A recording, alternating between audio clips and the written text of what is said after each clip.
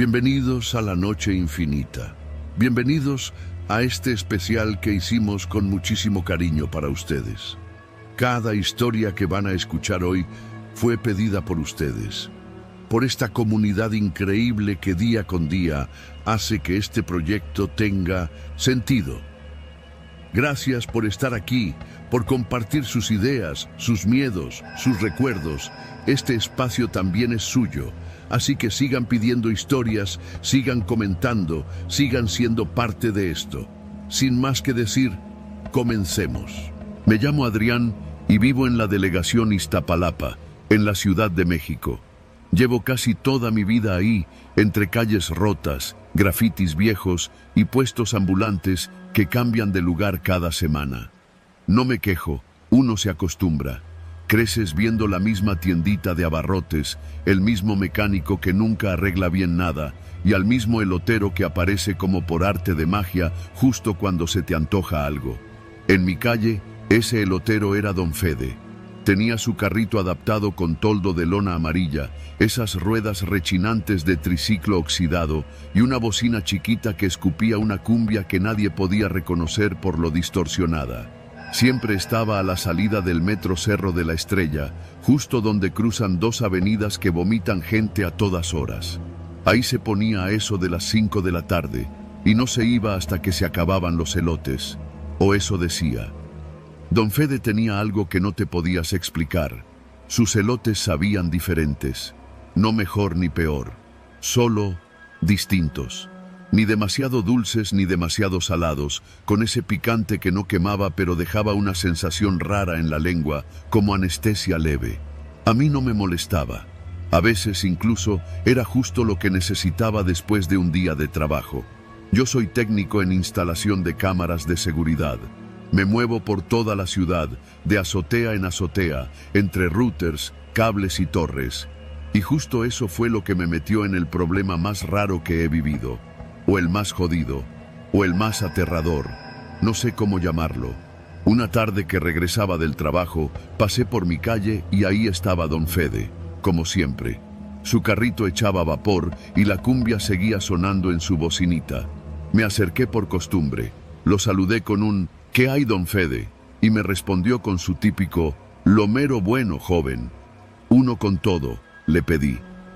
Mientras lo preparaba, noté que tenía una especie de cámara pequeña, atada con cinta negra a uno de los postes del carrito. Muy discreta, apenas sobresalía entre las luces LED que usaba para alumbrarse. No era común ver algo así en un puesto de elotes.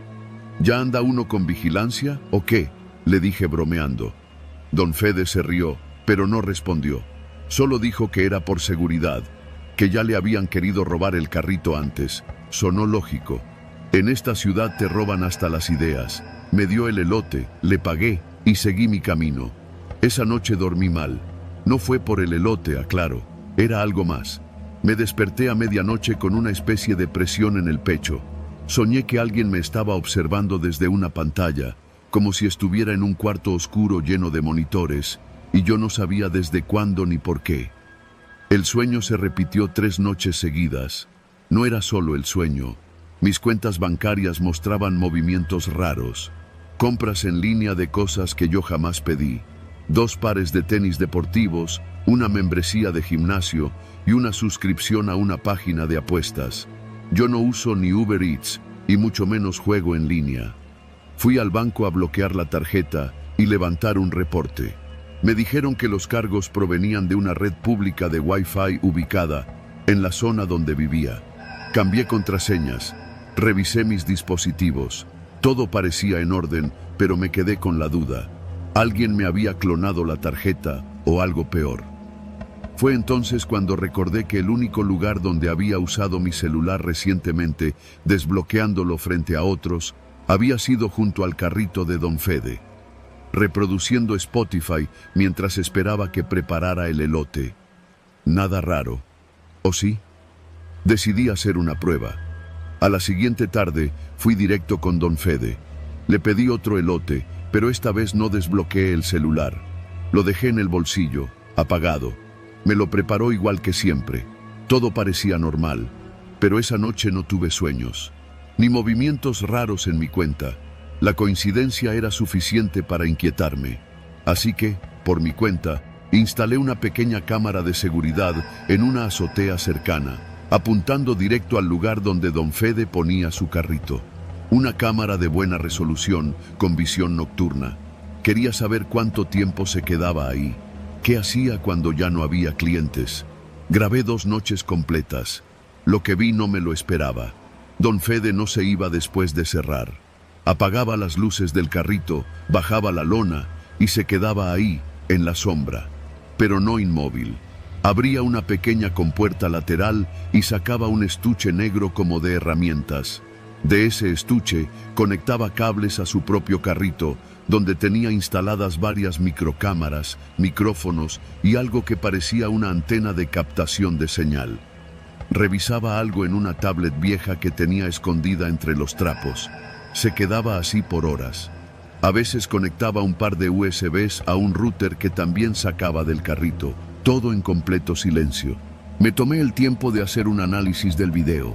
Y sí, el carrito tenía al menos 3 cámaras y un lector de tarjetas magnéticas instalado justo donde los clientes ponían el celular, el monedero o incluso la bolsa. Todo hecho con tanto cuidado que pasaba desapercibido. Era un maldito espía de calle. Y lo peor, también captaba audio. Esas noches, como comprobé más adelante, don Fede grababa conversaciones, extraía datos de celulares desbloqueados y usaba su propio sistema para obtener contraseñas, accesos bancarios y archivos de interés. Era una especie de ladrón tecnológico, disfrazado de vendedor callejero. Me sentí enfermo. Me habían robado desde un carrito de elotes. La parte difícil fue decidir qué hacer. Podía ir a la policía, pero ¿con qué pruebas que pudieran presentar sin levantarme sospechas? ¿Iba a confesar que grabé a alguien sin permiso desde una azotea privada? ¿Iba a acusar a un señor de 60 años, con cara de abuelo bonachón, de ser un cibercriminal? Decidí confrontarlo. Una tarde, llegué como cualquier otro cliente.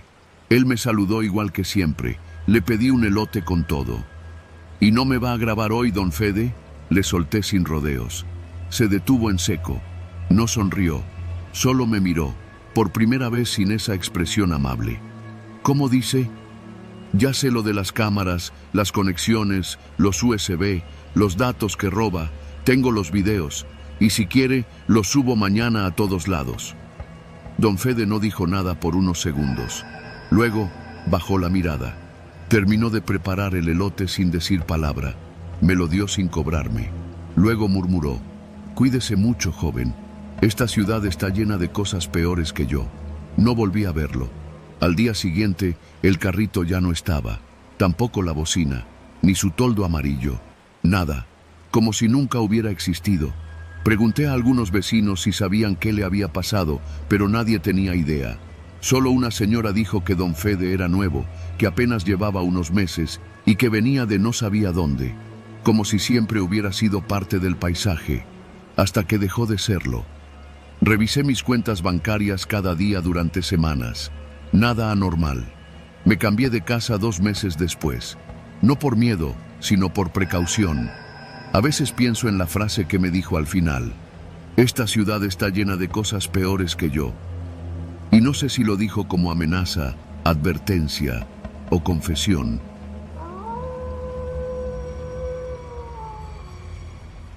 Siempre he pensado que uno nunca termina de conocer México. Crees que sabes cómo funciona todo, que ya nada te sorprende y de repente te topas con algo que te cambia la vida para siempre. Me llamo Adrián Navarro, tengo 37 años y soy fotógrafo documental. Vivo en Guadalajara, pero por trabajo he recorrido gran parte del país. Desde hace unos años me he enfocado en registrar la vida de migrantes que cruzan México rumbo a los Estados Unidos. Historias duras, muchas veces invisibles, pero necesarias. La historia que voy a contar ocurrió en San Juan de los Lagos, Jalisco. A unos 40 minutos del centro del pueblo, en un camino de terracería lleno de polvo y rodeado de mezquites, está la Hacienda Mirador. Es un lugar turístico relativamente nuevo, de esos que se promocionan por internet como una escapada rural para vivir el México antiguo. Ofrecen cabalgatas, cenas campiranas, tours por el campo y hasta temazcal. Todo muy pintoresco, muy bonito, pero nada es lo que parece. Yo llegué ahí por una recomendación. Un compañero de trabajo me dijo que varios migrantes habían sido vistos cerca de esa zona. Me dijo: varios han desaparecido después de pasar por ahí. No hay pruebas, pero los rumores apuntan a la hacienda. Ten cuidado. Fue suficiente para despertar mi curiosidad. Renté una habitación como cualquier turista. Pagué por 3 noches, con la excusa de descansar y hacer unas fotos del paisaje. Desde el primer momento, todo me pareció demasiado perfecto. La fachada recién pintada, empleados sonrientes, música de mariachi sonando bajito en la recepción. Me recibió una mujer llamada Lucía, delgada, de cabello negro recogido, con una sonrisa que parecía pegada con engrudo. No dejaba de mirarme como si estuviera evaluándome. «Usted está en buenas manos. Aquí todo es paz, señor Navarro», me dijo mientras me entregaba la llave de la habitación. Me asignaron la habitación número 5, en una casona amplia, con techos altos y paredes de adobe. Bonita, sí, pero algo no encajaba. Por la noche no había un solo sonido, ni grillos, ni perros, ni el típico canto lejano de gallos, solo el zumbido de la electricidad y el crujir de la madera vieja. Todo demasiado silencioso para estar en el campo. La primera noche no dormí bien. Escuché ruidos, pasos, arrastres, cadenas. No me lo imaginé. Me levanté, abrí la puerta con cuidado y no vi a nadie, pero juro que alguien caminaba por el pasillo en plena madrugada. Lo dejé pasar. Pensé que sería otro huésped o que los empleados hacían labores de limpieza nocturna, pero al día siguiente noté algo raro. Yo era el único huésped. ¿Y los demás cuartos?, pregunté con fingida curiosidad mientras desayunaba en el comedor. «Casi nadie viene entre semana», me respondió Lucía, «pero el fin de semana se llena, ya verá». Mentía. Lo sentía en la forma en que lo decía. No era una mujer improvisada. Hablaba con la seguridad de quien ha practicado esa historia demasiadas veces. Ese mismo día salí a explorar los alrededores. Pregunté por los peones, los caballos, el temazcal, y me dijeron que las actividades estaban suspendidas por mantenimiento. Todo, supuestamente, cerrado. Sin embargo, vi movimiento. Desde un punto alto en una colina, observé a un grupo de hombres trabajando cerca de un corral. No llevaban uniforme, ni parecían empleados. Uno de ellos se detuvo a mirar hacia donde estaba yo, y se quedó ahí, inmóvil. Sentí una presión extraña en el pecho. Decidí regresar. Esa noche pasó algo que lo cambió todo. Me desperté cerca de las 3 de la madrugada. Escuché un golpe seco, como si algo pesado se hubiera caído justo debajo de mi habitación.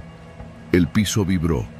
Me puse los zapatos, tomé mi lámpara y salí. La casona estaba en penumbra.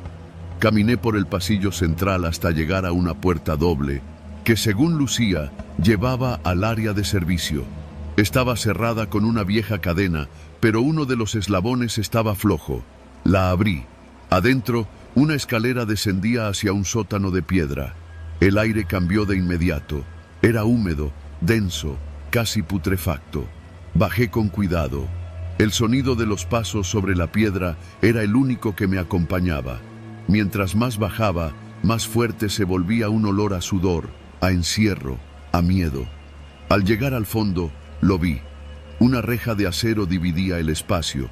Detrás de ella, en la penumbra, había personas, hombres, mujeres, incluso un par de adolescentes.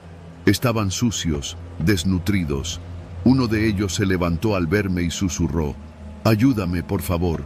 Nos tienen aquí desde hace días». No podía creer lo que veía. Estaban encerrados. Celdas de piedra, sin colchones, sin baños, apenas con cubetas para sus necesidades. Algunos tenían marcas en las muñecas. Ninguno hablaba mucho. El miedo era más grande que el dolor. Uno de ellos, un joven que no pasaba de los 18 años, me explicó en voz baja que los habían engañado con promesas de trabajo en la hacienda. Otros simplemente fueron secuestrados del tren. Los usaban para trabajos forzados, construir, limpiar, cargar sacos de alimento y tierra, trabajar en zonas apartadas, sin paga, sin salida. La hacienda era una fachada, un lugar turístico para ocultar un centro de trabajo esclavo, de migrantes. Sentí rabia y miedo. Saqué mi teléfono para grabar, pero no había señal, ni una sola raya. Guardé el teléfono, tomé unas fotos discretas y salí como pude, subiendo las escaleras sin hacer ruido. Cerré la puerta con la cadena floja. Regresé a mi cuarto como si nada, aunque el corazón me martillaba el pecho. Dormí con la puerta asegurada con una silla bajo la perilla. A la mañana siguiente, me fui. Inventé que tenía una emergencia familiar y necesitaba salir antes. Lucía me miró con la misma sonrisa tensa de siempre, pero ahora más seria. ¿Seguro que no quiere quedarse una noche más? Muy seguro. Gracias, le dije sin mirarla a los ojos. Me subí al coche, manejé de regreso al pueblo y fui directo al Ministerio Público. Entregué las pruebas, fotografías, audio, mi testimonio completo. Dijeron que iban a investigar. Nunca pasó nada.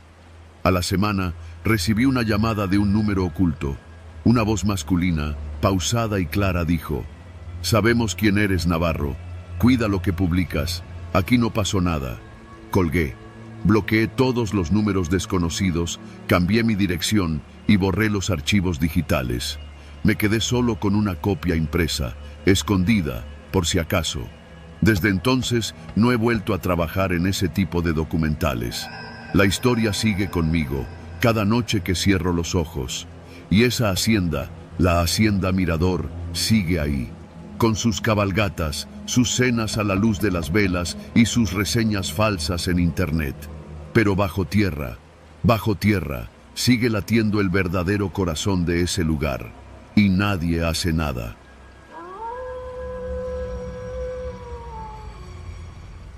Al principio era sencillo.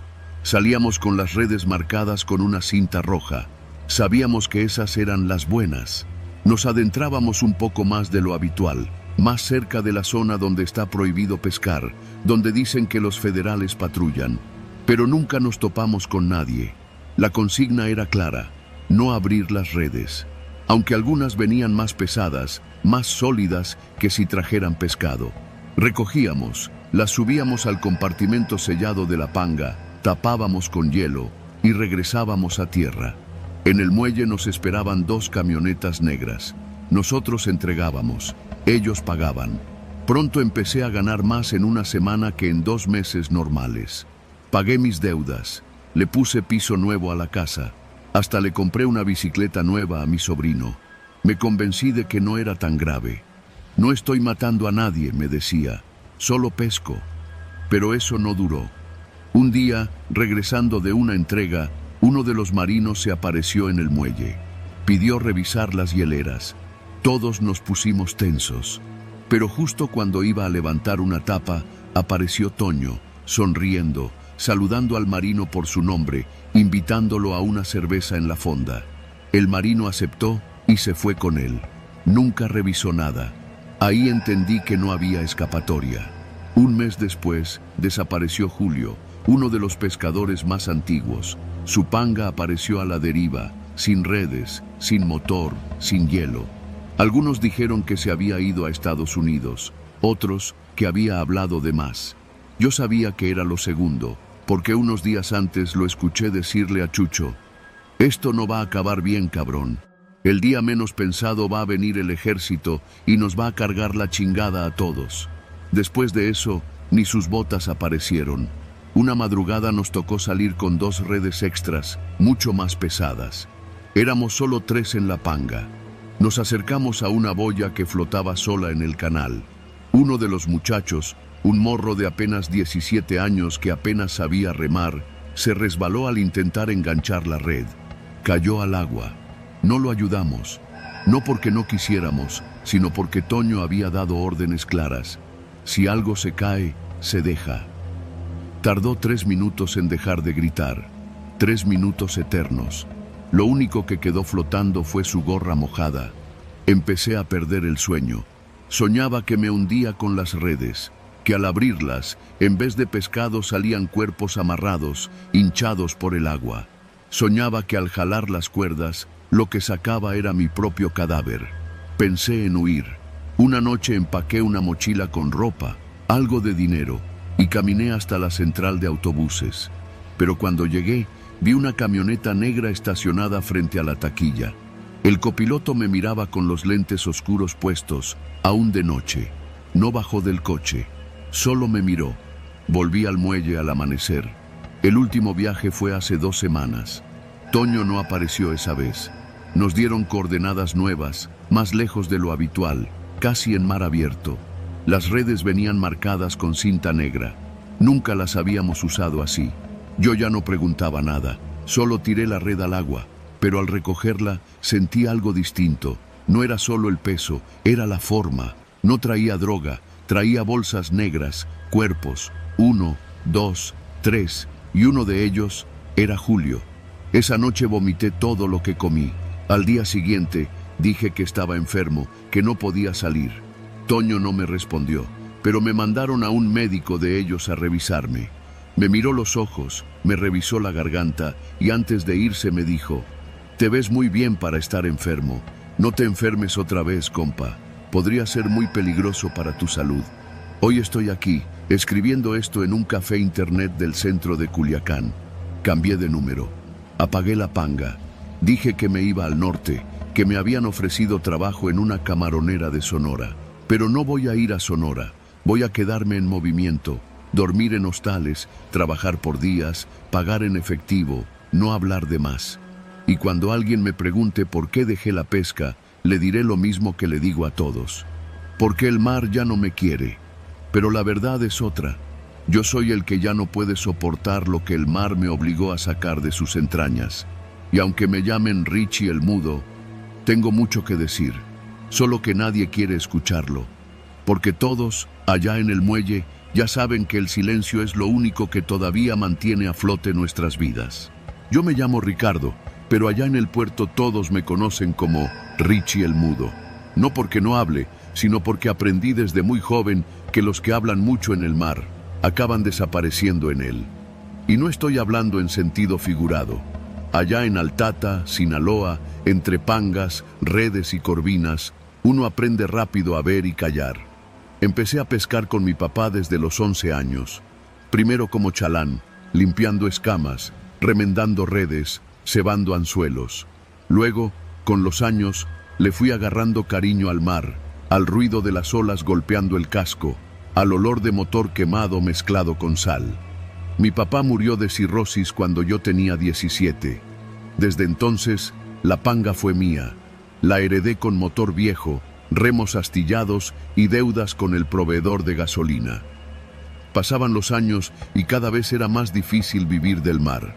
Las cooperativas pagaban miserias por el kilo de camarón y los coyotes ofrecían menos todavía.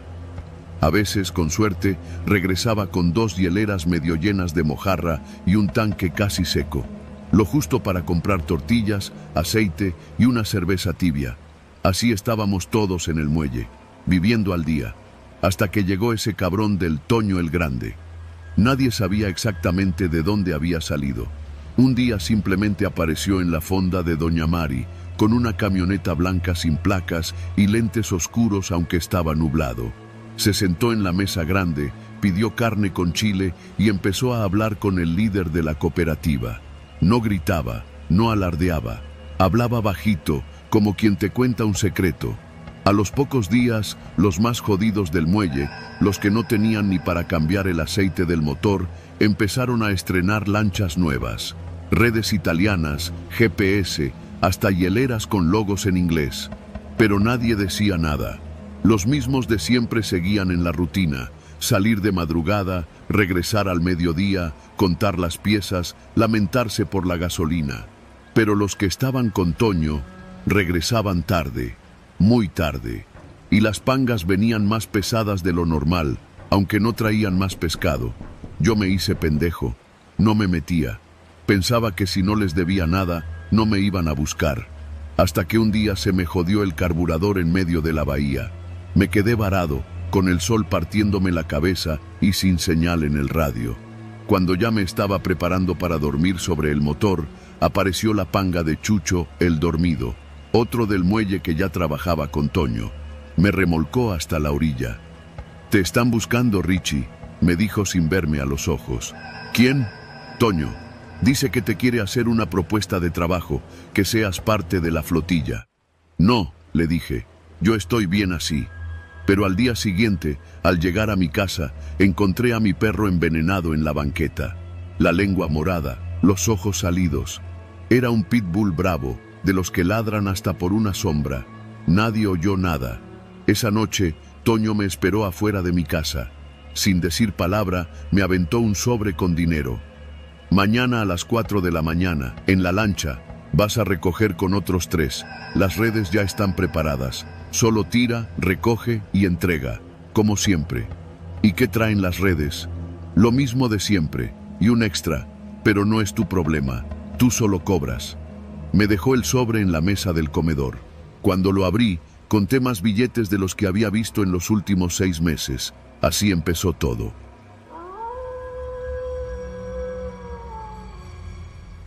Al principio era sencillo. Salíamos con las redes marcadas con una cinta roja. Sabíamos que esas eran las buenas. Nos adentrábamos un poco más de lo habitual, más cerca de la zona donde está prohibido pescar, donde dicen que los federales patrullan. Pero nunca nos topamos con nadie. La consigna era clara: no abrir las redes. Aunque algunas venían más pesadas, más sólidas que si trajeran pescado. Recogíamos, las subíamos al compartimento sellado de la panga, tapábamos con hielo y regresábamos a tierra. En el muelle nos esperaban 2 camionetas negras. Nosotros entregábamos, ellos pagaban. Pronto empecé a ganar más en una semana que en 2 meses normales. Pagué mis deudas, le puse piso nuevo a la casa, hasta le compré una bicicleta nueva a mi sobrino. Me convencí de que no era tan grave. «No estoy matando a nadie», me decía, «solo pesco». Pero eso no duró. Un día, regresando de una entrega, uno de los marinos se apareció en el muelle. Pidió revisar las hieleras. Todos nos pusimos tensos.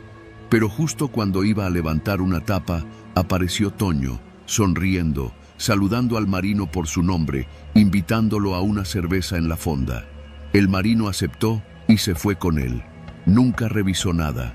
Ahí entendí que no había escapatoria. Un mes después, desapareció Julio, uno de los pescadores más antiguos. Su panga apareció a la deriva, sin redes, sin motor, sin hielo. Algunos dijeron que se había ido a Estados Unidos, otros que había hablado de más. Yo sabía que era lo segundo, porque unos días antes lo escuché decirle a Chucho: «Esto no va a acabar bien, cabrón. El día menos pensado va a venir el ejército y nos va a cargar la chingada a todos». Después de eso, ni sus botas aparecieron. Una madrugada nos tocó salir con 2 redes extras, mucho más pesadas. Éramos solo 3 en la panga. Nos acercamos a una boya que flotaba sola en el canal. Uno de los muchachos, un morro de apenas 17 años que apenas sabía remar, se resbaló al intentar enganchar la red. Cayó al agua. No lo ayudamos, no porque no quisiéramos, sino porque Toño había dado órdenes claras. Si algo se cae, se deja. Tardó 3 minutos en dejar de gritar, 3 minutos eternos. Lo único que quedó flotando fue su gorra mojada. Empecé a perder el sueño. Soñaba que me hundía con las redes, que al abrirlas, en vez de pescado salían cuerpos amarrados, hinchados por el agua. Soñaba que al jalar las cuerdas, lo que sacaba era mi propio cadáver. Pensé en huir. Una noche empaqué una mochila con ropa, algo de dinero, y caminé hasta la central de autobuses. Pero cuando llegué, vi una camioneta negra estacionada frente a la taquilla. El copiloto me miraba con los lentes oscuros puestos, aún de noche. No bajó del coche, solo me miró. Volví al muelle al amanecer. El último viaje fue hace 2 semanas. Toño no apareció esa vez. Nos dieron coordenadas nuevas, más lejos de lo habitual, casi en mar abierto. Las redes venían marcadas con cinta negra. Nunca las habíamos usado así. Yo ya no preguntaba nada, solo tiré la red al agua, pero al recogerla sentí algo distinto. No era solo el peso, era la forma. No traía droga, traía bolsas negras, cuerpos, 1, 2, 3, y uno de ellos era Julio. Esa noche vomité todo lo que comí. Al día siguiente dije que estaba enfermo, que no podía salir. Toño no me respondió, pero me mandaron a un médico de ellos a revisarme. Me miró los ojos, me revisó la garganta y antes de irse me dijo: «Te ves muy bien para estar enfermo. No te enfermes otra vez, compa. Podría ser muy peligroso para tu salud». Hoy estoy aquí, escribiendo esto en un café internet del centro de Culiacán. Cambié de número. Apagué la panga. Dije que me iba al norte, que me habían ofrecido trabajo en una camaronera de Sonora. Pero no voy a ir a Sonora. Voy a quedarme en movimiento, dormir en hostales, trabajar por días, pagar en efectivo, no hablar de más. Y cuando alguien me pregunte por qué dejé la pesca, le diré lo mismo que le digo a todos. Porque el mar ya no me quiere. Pero la verdad es otra. Yo soy el que ya no puede soportar lo que el mar me obligó a sacar de sus entrañas. Y aunque me llamen Richie el Mudo, tengo mucho que decir, solo que nadie quiere escucharlo. Porque todos, allá en el muelle, ya saben que el silencio es lo único que todavía mantiene a flote nuestras vidas. Me llamo Julio Martínez. Durante 8 años fui administrador del Hospital General de Tlalnepantla, en el Estado de México. No soy médico ni enfermero. Nunca he tenido vocación de servicio, ni ese romanticismo por el sector salud que muchos fingen tener. Yo estudié contaduría en la FES Acatlán, y desde el principio supe que, si quería progresar en este país, tenía que adaptarme a cómo funcionan realmente las cosas. Entré al hospital como auxiliar administrativo, gracias a un conocido de mi padre que trabajaba en el sindicato. Era un puesto gris: checar facturas, archivar órdenes de compra, registrar entradas de medicamentos. Un trabajo que no deja huella. Pero yo aprendía, observaba y sobre todo me ganaba la confianza de los doctores, jefes de área y directivos. Me ofrecía a ayudar con trámites, movía papeles, aceleraba compras. Siempre estaba disponible. En un lugar donde todo es lento, quien agiliza cosas se vuelve indispensable. Así fui subiendo. Me dieron primero la subdirección administrativa. Luego, cuando despidieron al director por un caso de negligencia que se volvió mediático, me ofrecieron quedarme como encargado del despacho. No querían a alguien nuevo, preferían un interno. Acepté sin hacer ruido. Así, a los 36 años, me convertí en director administrativo de uno de los hospitales más grandes del norte del Valle de México. Y fue entonces cuando empezó lo verdaderamente turbio. Todo gira en torno al papel. En un hospital público, todo tiene que ser documentado: las compras, los egresos, los tratamientos, los pacientes. Pero el caos, la saturación y la falta de personal hacen que los registros estén llenos de errores. Nombres mal escritos, expedientes duplicados, hojas sin firmar. Un campo fértil para los que sabemos movernos en medio de la confusión. Fue en medio de esa marea de papeles que encontré una oportunidad. Una licitación de compra de material quirúrgico por 8 millones de pesos. Los insumos ya habían sido recibidos, pero la empresa que facturó no coincidía con la del contrato. El proveedor original se había declarado en bancarrota, pero los productos llegaron. Un intermediario se hizo cargo. Hablé con ese intermediario. Se llamaba Ramón Suárez. Era de esos empresarios que parecen salidos de una reunión de partido político. Traje caro, vocabulario coloquial y una mirada que nunca termina de sonreír. Me explicó que tenía acceso a distribuidores que podían surtirnos sin licitación, directo y rápido, siempre que firmáramos convenios de urgencia. No hay que dejar que los enfermos esperen por burocracia, me dijo, con una palmadita en el hombro. Ahí empezó todo. Creamos a los pacientes fantasmas. Era más fácil de lo que parece. Bastaba con registrar nombres nuevos en la base de datos de urgencias.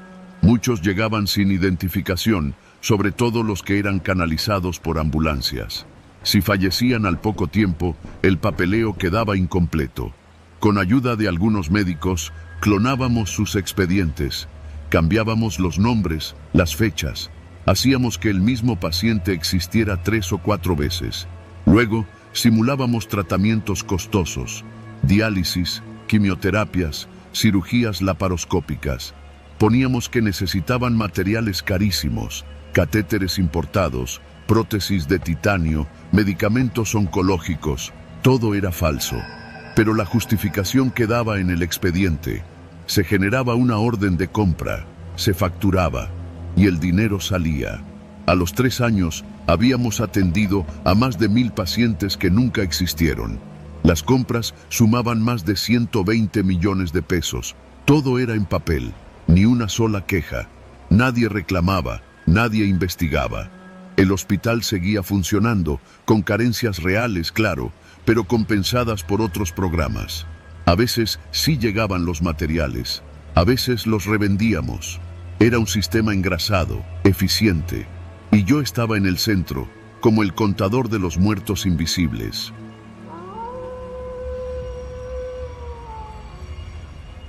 Me llamo Benigno Zárate.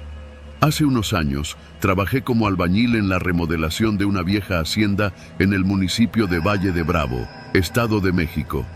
El lugar se llamaba La Soledad y estaba en las faldas de una montaña rodeada de pinos y encinos. Por fuera era una construcción enorme, hecha de cantera y adobe, con un portón de hierro viejo y un patio central del tamaño de una cancha de fútbol.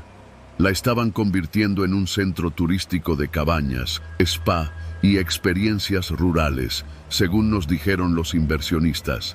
Pero detrás de esa fachada pintoresca se escondía algo mucho más oscuro. Todo comenzó cuando mi compadre Raúl me consiguió trabajo con el patrón. El dueño de la hacienda era un tipo de nombre rimbombante, Don León de la Mora. Era de esos empresarios de ciudad que vienen al campo a renovar propiedades para vendérselas a extranjeros.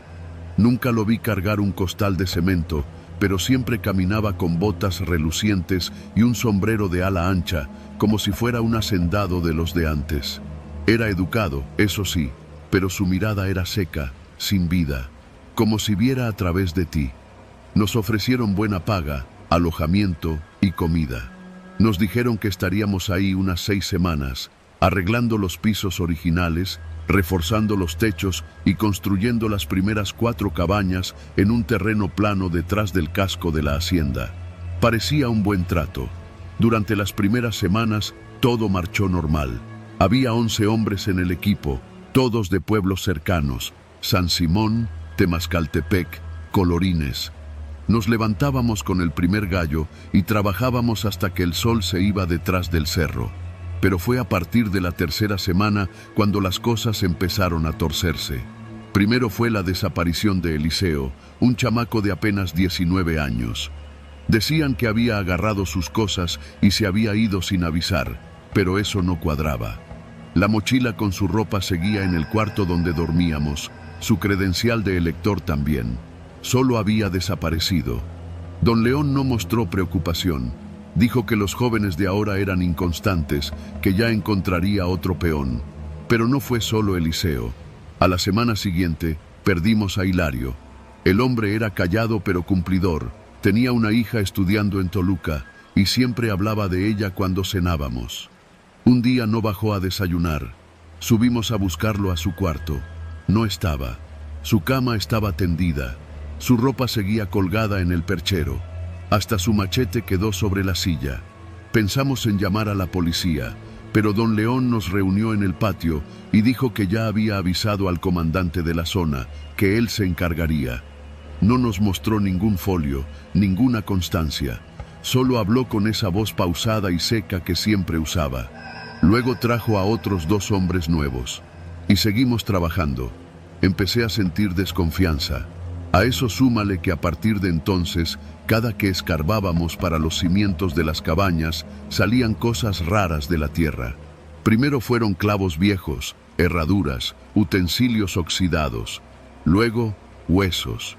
Al principio pensábamos que eran de reses o burros antiguos, pero una vez saqué un fémur que era claramente humano, largo, limpio, enterrado con una manta que se deshacía al tocarla. Se lo mostré a mi compadre Raúl. «No digas nada», me dijo, bajando la voz. «Ya viste lo que pasa con los que preguntan demasiado». Le hice caso. Me guardé los comentarios, pero en las noches me costaba dormir. Una tarde, después de una tormenta fuerte, uno de los trabajadores nuevos, un tal Rubén, de voz ronca y aliento alcohólico, resbaló cerca de uno de los cimientos y cayó en un socavón. Nos asomamos rápido para ayudarlo. El hoyo era profundo, como de 2 metros. Rubén se rompió una pierna, pero gritaba más de miedo que de dolor. «¡Sáquenme, hijos de la chingada! ¡Sáquenme ya!». No entendíamos su desesperación, hasta que uno de nosotros bajó con una cuerda. Cuando lo jalamos de regreso, traía la cara pálida y los ojos abiertos como platos. «Hay cadáveres, hay muchos», balbuceaba. No le creímos del todo hasta que bajamos un foco de los de obra, colgándolo con una extensión. Lo que vimos ahí abajo nos dejó fríos. Había al menos 4 cuerpos. No eran esqueletos secos. Estaban semifrescos, cubiertos con tierra y cal viva. Algunos con las botas puestas, otros con el uniforme de mezclilla que nos daban para trabajar. Uno de ellos tenía tatuado en el brazo un colibrí. Era Hilario. Ese día quisimos confrontar a don León, pero no estaba. El mayordomo, un hombre viejo y flaco, al que solo llamábamos don Fermín, nos dijo que el patrón había tenido que salir a Morelia por unos asuntos. Nos pidió que no causáramos alboroto, que todo se resolvería, que a veces la tierra escupe lo que uno no quiere ver. Esa frase me quedó grabada. Esa noche, Raúl y yo empacamos nuestras cosas. Íbamos a irnos al amanecer, pero antes decidimos pasar por el archivo que don León tenía en un cuarto del ala norte de la hacienda. Yo había visto que guardaban papeles ahí, planos, permisos, papelería legal. No sé qué buscábamos. Tal vez pruebas, tal vez solo queríamos entender. Forzamos la cerradura con una palanca. Dentro del cuarto había estantes metálicos, una mesa grande y un archivero oxidado. Los documentos estaban ordenados por fechas. Empezamos a revisar. Encontramos planos de construcción con marcas en rojo donde se ubicaban las futuras cabañas. Pero lo que nos llamó la atención fueron unas hojas sueltas, con listas de nombres. Eran listas de jornaleros, nombres, edades, oficios, lugares de origen. Al lado, una columna titulada Estado. Algunos decían transferido, otros liberado, y varios, demasiados, decían una sola palabra: integrado. Fue Raúl quien lo dijo primero. Esto es una lista de los que han desaparecido. Encontramos también una carpeta con fotos impresas. Eran fotos de cuerpos. En una se veía claramente a Eliseo, el chamaco. Tenía los ojos abiertos, la boca llena de tierra. En otra estaba Hilario, recostado sobre una lona negra, con la misma ropa que llevaba la última vez que lo vimos. Nos quedamos en silencio. No sé cuánto tiempo pasó hasta que escuchamos pasos afuera.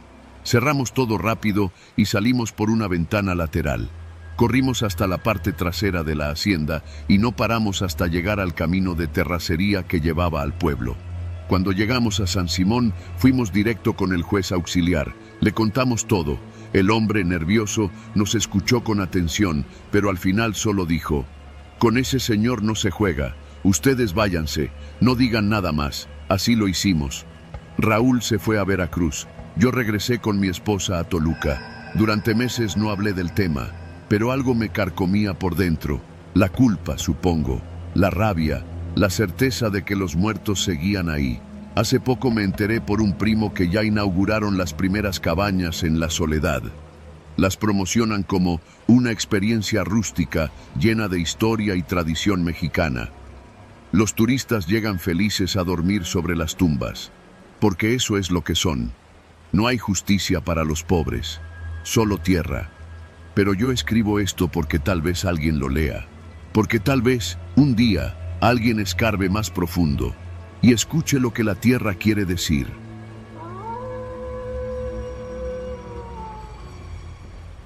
La carretera federal número 54 se extiende como una cicatriz entre San Luis Potosí y Zacatecas.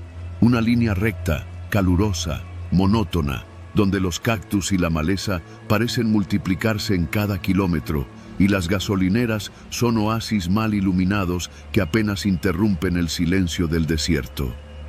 Yo era chofer de tráiler. Llevaba casi 15 años en ese oficio. De esos que aprenden más a leer el cielo y el sonido del motor que a leer libros. Esa noche transportaba un cargamento de electrónicos desde Guadalajara hasta Saltillo. Todo iba en orden. Manejaba de noche porque me gustaba la soledad y porque el calor del día hacía que el motor se sintiera como una olla de presión. Eran cerca de las 2 de la madrugada cuando vi el letrero. Gasolinera San Bartolo, a 2 kilómetros. Me pareció raro. Conocía bien esa ruta y jamás había visto una estación en ese tramo. Pero mi tanque estaba por debajo de la mitad y siempre es mejor prevenir. Además, necesitaba estirar las piernas. La gasolinera estaba justo al borde de un pueblo diminuto, con no más de 3 casas visibles desde la carretera. El lugar tenía 2 bombas, una tienda oscura con un cartel de Coca-Cola deslavado y una luz de vapor de sodio que parpadeaba encima del techo de lámina. No había autos, no había nadie. Me estacioné junto a la bomba y bajé del tráiler. No había empleados a la vista, así que toqué el timbre. Una campanita chirriante sonó adentro. Esperé. Pasaron un par de minutos. Iba a subirme de nuevo cuando un tipo salió del local. Delgado, moreno, con una gorra roja y uniforme sin logotipo. Lo primero que noté fue que no me miró directo a los ojos. Me pidió que pagara primero. Le di efectivo. «Llene el tanque, por favor», le dije. Asintió sin hablar y empezó a despachar. Mientras tanto, me estiré la espalda y caminé un poco alrededor del tráiler. Fue entonces que vi algo raro. A un costado de la bomba, pegado a la pared de la tienda, había un pequeño cubículo de vidrio, como una cabina de vigilancia, con lo que parecía una cámara de seguridad apuntando directo hacia donde estaba mi vehículo. No era la típica cámara de gasolinera. Era grande, moderna, y tenía un lente giratorio que parecía seguirme. Me inquietó. Di un paso hacia atrás y noté que había más cámaras. Una justo encima del letrero de precios, otra al lado de una caja de herramientas. Todas nuevas, impecables. No coincidía con el resto del lugar, que parecía abandonado. «¿Qué vigilan con tanto detalle?», pregunté al empleado. No respondió. Solo murmuró que eran cosas del patrón. Cuando terminó de llenar, cerró la tapa del tanque y me devolvió el cambio exacto. Sin una palabra más, regresó a la tienda. Subí de nuevo al tráiler. Justo antes de arrancar, noté algo que me heló la sangre. En el parabrisas, del lado del copiloto, había una pequeña mancha de pintura blanca, circular, como hecha con la yema de un dedo. No estaba cuando llegué. Pensé en bajar a reclamarle al tipo, pero algo me detuvo. Algo en la forma en que me evitó la mirada. Algo en la quietud del lugar. Un instinto viejo que solo los caminos largos y la mala suerte desarrollan. Así que no me bajé. Solo arranqué. Avancé unos 20 kilómetros más por la carretera. La mancha blanca seguía ahí. Entonces vi luces rojas a lo lejos. Un retén. Me alivié. Pensé que era uno de esos operativos de revisión militar. Disminuí la velocidad, pero conforme me acerqué, algo no cuadraba. No había camionetas oficiales, ni soldados. Eran 2 camionetas viejas, una Explorer y una Silverado, mal estacionadas en forma de embudo sobre la carretera. Había conos, sí, pero los chalecos de los hombres que se acercaban no eran los del ejército, ni de la Guardia Nacional. Eran chalecos naranjas sin insignia, con linternas apuntando directo al parabrisas. Pisé el freno. «Apague el motor y baje, por favor», dijo uno de ellos, alto, barba cerrada, con un radio en la mano. «¿De qué se trata?», pregunté, dejando apenas la ventanilla abierta. «Revisión aleatoria. Rutina», respondió, sin mostrar placa, sin decir su nombre. El otro ya se acercaba por el lado del copiloto. Fue ahí cuando lo comprendí. No era una revisión. Me habían marcado en la gasolinera. Ese círculo blanco en el parabrisas era la señal. El tráiler era valioso, y alguien en esa estación había hecho una llamada. Esa cámara no era de vigilancia, era de selección. ¿Qué transportas?, insistió el tipo de la barba, ahora con una linterna apuntando a mis ojos. Puse primera y arranqué. Lo hice sin pensar. La adrenalina me empujó a hacer lo que ningún trailero debería hacer en un retén: huir. Escuché un grito, luego un golpe seco contra la parte trasera del tráiler. Las luces de una camioneta encendiéndose. Iban detrás de mí. Aceleré. El tráiler rugía y los espejos retrovisores vibraban. No sabía cuánto tiempo podía mantenerles distancia, pero no me iba a detener. Pasaron 5, 10 kilómetros. La camioneta me seguía, las luces altas cegándome. Tomé una curva cerrada y justo cuando salía del trazo vi un letrero de terracería: Rancho Los Laureles, 6 kilómetros. No lo pensé. Metí el tráiler por ese camino de tierra a toda velocidad. Era estrecho y lleno de piedras, pero sabía que no podían seguirme fácilmente. Ellos traían camionetas rápidas, pero yo traía peso, y ese peso era mi ventaja. Levanté una nube de polvo que me cubría como una cortina.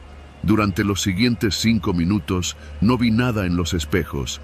La persecución se había detenido. Tal vez pensaron que me saldría del camino. Tal vez solo necesitaban los tráileres fáciles. Me refugié en el rancho, un lugar modesto, con una reja sin candado.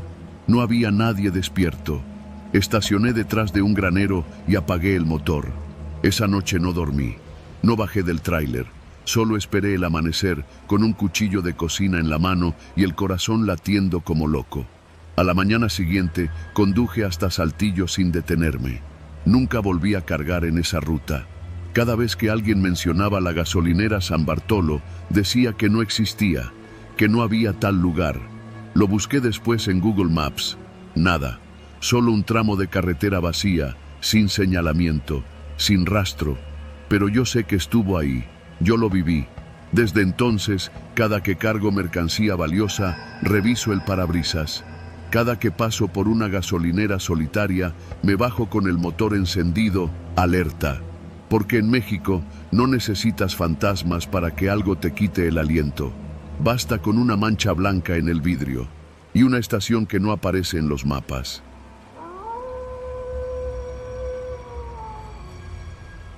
Yo no debería estar contando esto, pero si me callo, se lo van a seguir haciendo a otros. Me llamo Fabián, tengo 32 años y durante más de una década me dediqué a la cosecha de uva en el Valle de Guaymas, en Sonora. Nunca me metí en broncas, nunca le hice daño a nadie. Solo buscaba chamba, como todos. Aquel verano fue más seco que de costumbre. El calor pegaba desde temprano y los jornales estaban cada vez peor. Había semanas que ni para llenar el tanque del carro alcanzaba. Un lunes por la mañana, mientras tomaba café en la cochera, se me acercó el Chuy. Era un compa de la infancia que se había ido al norte y regresaba cada que las cosas se ponían feas allá. «Hay chamba en la sierra, carnal», me dijo en voz baja, como si no quisiera que ni los árboles lo escucharan. «Pagan al doble que aquí, comida incluida». Lo miré con desconfianza. El Chuy nunca había sido santo, pero tampoco rata. «¿Qué tipo de chamba?» «Cosecha», dijo rápido. «Pero es otro tipo de planta, ¿sí me entiendes?» No me hacía falta mucha cabeza para entender a qué se refería. Pero entre quedarme ahí sin un peso o subir al monte unos días, pues me ganó la necesidad. Tenía que pagar la luz, la escuela del chamaco, y mi vieja ya estaba cansada de que le prometiera lo que no podía cumplir. Acepté. Salimos esa misma noche en una camioneta sin placas, con los vidrios tapados con plástico negro por dentro. Éramos 5, 3 de Hermosillo, un chavalo del DF, bueno, de la CDMX, como ahora le dicen, y yo. Nadie hablaba mucho. Todos llevábamos esa mezcla de nervios, pobreza y resignación tatuada en la cara.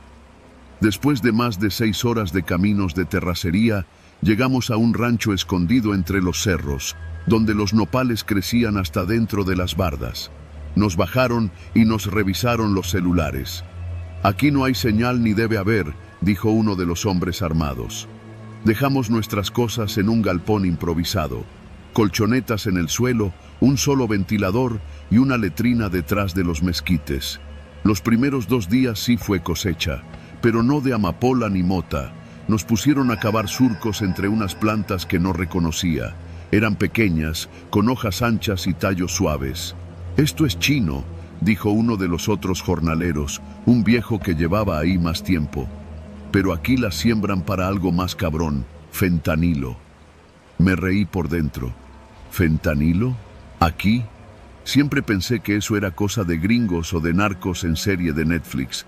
Pero ahí estaba yo, con la tierra bajo las uñas, ayudando a crecer veneno. Después vinieron las amenazas.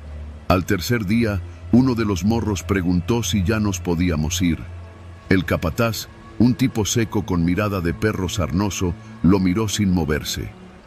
«Mañana le llevamos un recado a tu mamá», dijo.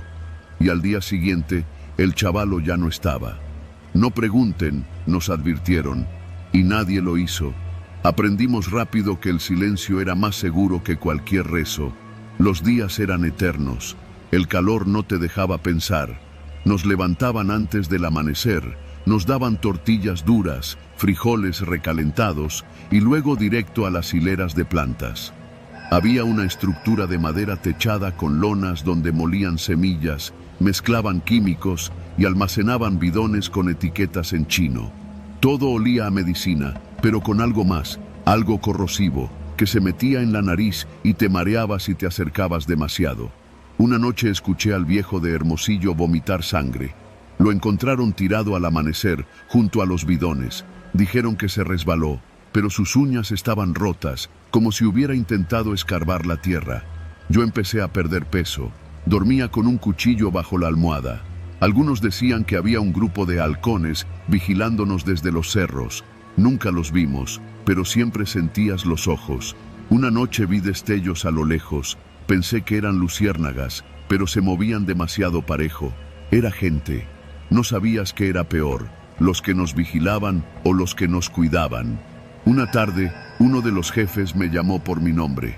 Eso me heló. «Tú, Fabián, vente». Me llevaron a una cabaña más chica, donde había un escritorio y una televisión con cámara de vigilancia. En la pantalla vi mi casa, mi hijo jugando con una pelota, mi esposa colgando ropa. Era en tiempo real, no dijeron nada, solo me la mostraron. Cuando la pantalla se apagó, el jefe habló. «Si un día se te ocurre correr, ellos pagan». Ese fue el punto sin retorno. Desde entonces, cada decisión era de vida o muerte. Yo no podía quedarme, pero tampoco podía escapar. Empecé a observar, a aprender. Sabía cuántos hombres había, cuándo cambiaban turnos, dónde escondían los radios. Una madrugada, mientras todos dormían, fingí un ataque de vómito para ir al baño. Salí por detrás, sin lámpara, usando solo la luz de la luna. Caminé más de 2 horas entre cerros, sin rumbo. Sabía que si me atrapaban, no me preguntarían nada, solo me enterrarían. Encontré un río seco y seguí su cauce hasta que vi luces lejanas. Una casa. Toqué la puerta y me desmayé. Desperté en un hospital rural.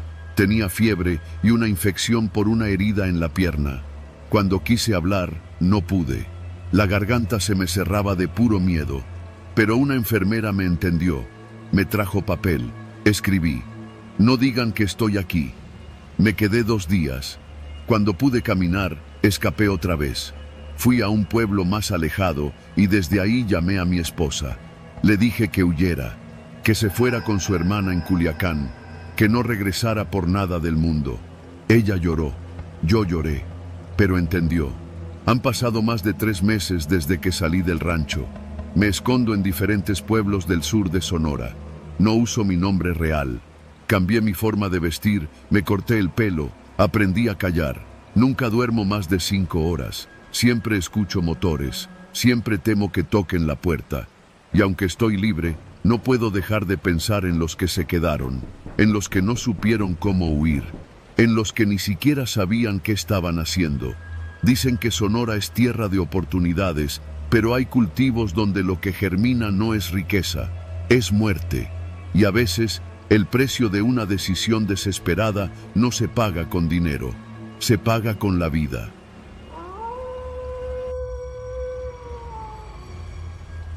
Yo me llamo Gerardo, aunque todo el mundo me dice el flaco. Tengo 48 años, más de 20 de ellos arriba de un tráiler. He recorrido tantas veces la carretera de México a Tijuana que podría manejarla con los ojos cerrados. A veces lo hago, ¿para qué mentir? Uno aprende a vivir entre el insomnio, la cafeína y los tacos de carnitas que venden en los paraderos. Esa noche yo estaba en San Juan del Río, en Querétaro. Era ya tarde, como las 11, y apenas había terminado de descargar un lote de electrodomésticos en una bodega de Electra. Mi plan era buscar un hotel barato, dormir 4 o 5 horas y continuar al amanecer. Pero justo cuando estaba por salir del parque de maniobras, un supervisor de la misma empresa me interceptó. «Oye, flaco, ¿vas de regreso a la frontera?» «Sí», le dije, «pero hasta mañana temprano.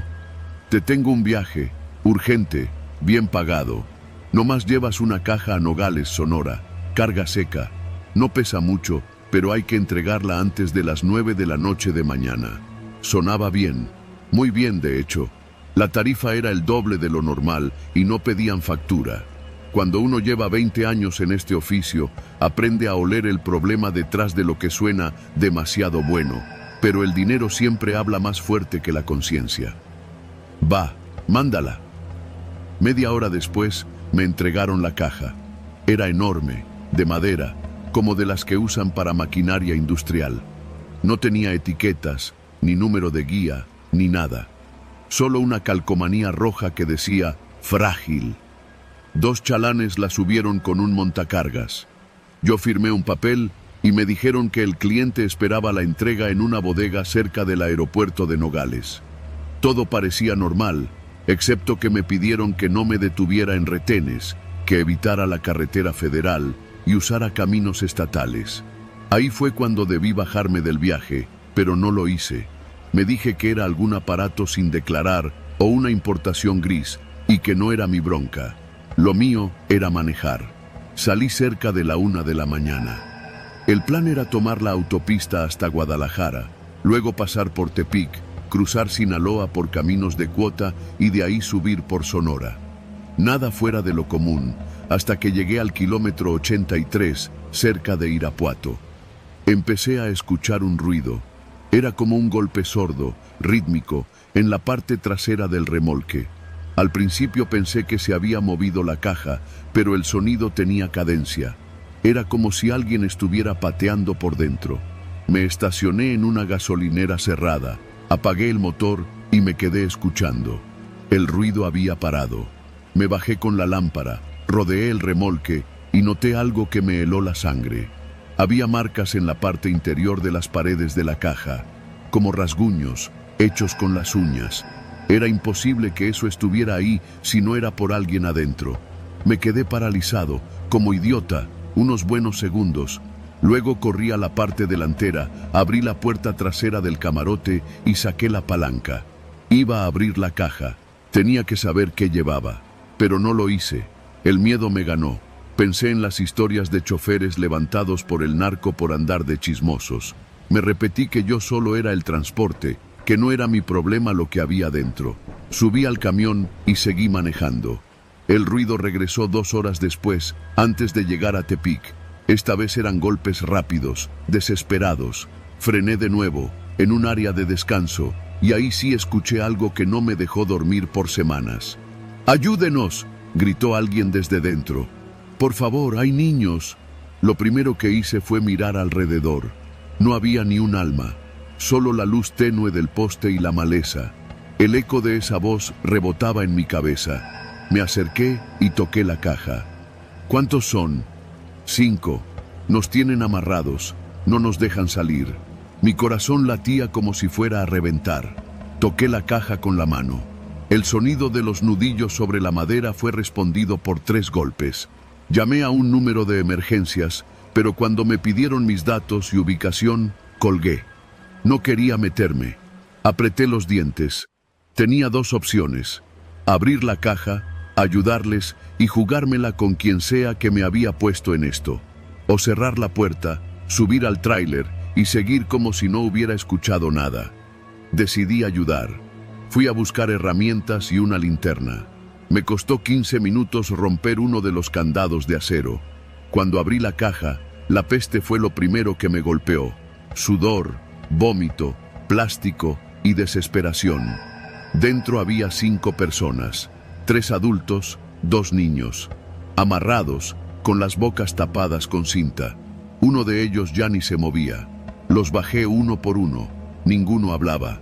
Estaban deshidratados, desorientados. Uno de los niños se orinó encima. Lloraba en silencio. Les di agua, lo poco que tenía, y lo único que les pude decir fue: ya están fuera. No sabía qué hacer. Estábamos en medio de la nada, y yo acababa de convertirme en cómplice de tráfico humano. Les pedí que esperaran, que iba a buscar ayuda. Pero cuando regresé, 15 minutos después, ya no estaban. Solo quedaban los restos de cinta y una camiseta en el piso. Los busqué en la maleza, por los arbustos, por los alrededores. Nada. Se habían ido, sin dejar rastro. Desde entonces no he vuelto a trabajar de noche. Y nunca más he aceptado cargas sin preguntar qué llevan. Pero lo peor vino después. Una semana después de aquello, me llamaron del mismo lugar. Otra carga urgente. No acepté. Me amenazaron. Me dijeron que sabían quién era, dónde vivía. Dejé de manejar. Me mudé con mi hermana a Cuautitlán. Cambié de número, de tráiler, de vida. A veces sueño con los golpes desde la caja, o con la mirada de ese niño, la última vez que lo vi, cuando bajó del remolque y me miró directo a los ojos como si me pidiera perdón. O tal vez era al revés.